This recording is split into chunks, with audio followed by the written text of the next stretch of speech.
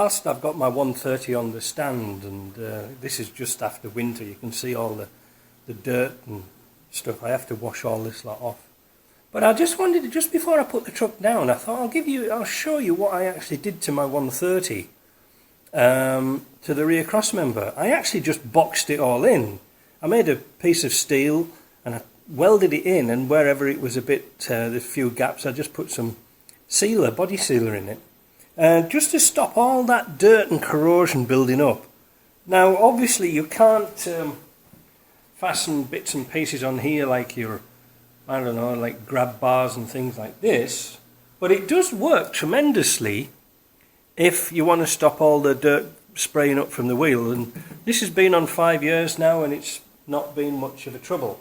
One thing I did do is I drilled the holes underneath here to let any moisture and let some air in. It's most important when you're doing Land Rover frames, even if you're boxing bits and pieces in, don't go too wild, because in summertime these will sweat inside, and there's more corrosion caused on Land Rovers from them sweating inside the box frames than it is getting water and salt on the outside. Believe me, once you start cutting up Land Rovers and things like this and you look inside the frames, they can be a mess. And that is one of the things I wanted to tell you about, that when you get an old frame and galvanize it, it will never be the same as a virgin frame and then galvanized, because Land Rover used to dip paint these frames at the factory, and over the years with the condensation and all the sweating and things like this, the paint gradually flakes off.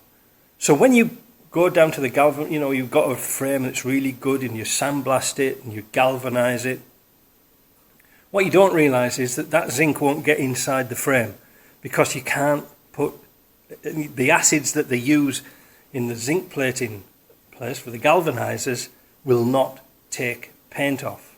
The only way you're going to get paint off the inside of the frame is to put it in a caustic bath. Now by the time you've paid your sandblasters, galvanizers, you've paid a caustic bath to get your frame back to almost base metal again, it's going to cost the same as a replacement frame. So is it worth it? I don't know.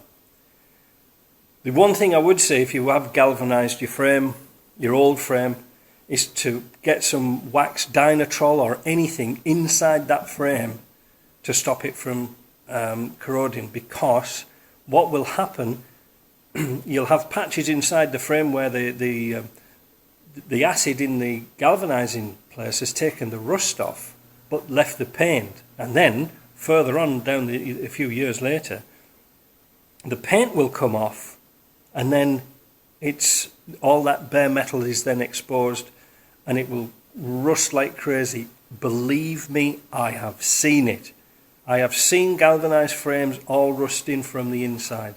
So if you've done it, protect it, but it's not really the thing. The frames now have come down to such a low price that they're not really worth buying a used frame, because sometimes, as I say in the motor trade, you're buying somebody else's problems.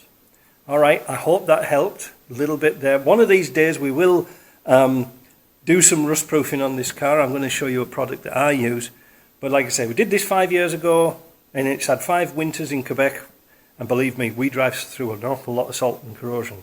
So, yeah, so there you go. I hope you like that. Follow a few tips, and we'll talk to you later.